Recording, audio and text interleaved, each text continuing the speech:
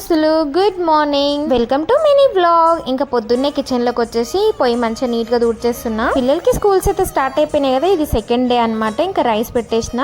మా ఓడికి ఆలు ఫ్రై కావాలంట, అందుకని ఆలు ఫ్రై చేయడానికి ఇంకా ఆలు అయితే కట్ చేస్తున్నా. సింపుల్ గా నేను ఆలు ఫ్రై చేసేసి దాంట్లో ఉప్పు కారం ధనియాల పొడి వేసేసి మిక్సింగ్ చేసేస్తా అన్నంలా.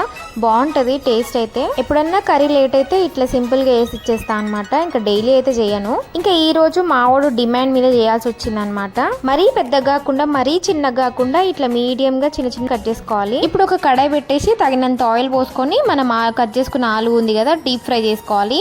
మంచిగా గోల్డెన్ కలర్ రావాలన్నమాట. ఈ విధంగా ఫ్రై చేసుకొని ఇంకా తీసి పక్కకు పెట్టేసుకోవాలి. కావాలంటే దీంట్లో పోపు కూడా పెట్టుకోవచ్చు, ఇష్టం అది. మా చిన్నోడు డల్ కూర్చున్నాడు, రాత్రి నుంచి కడుపు నొస్తుందంట, వామిటింగ్ కూడా వేసుకున్నాడు. ఒకసారి ఇట్లనే స్కూల్కి వెళ్ళినప్పుడు కడుపు నొచ్చింది, బాగా సీరియస్ అయింది అనమాట. అందుకే వాడికి కడుపు నొస్తుందంటే నాకు భయం అవుతుంది, అందుకే ఇంట్లోనే ఉంచేసిన. ఈ రోజు స్కూల్కి పంపించలేను.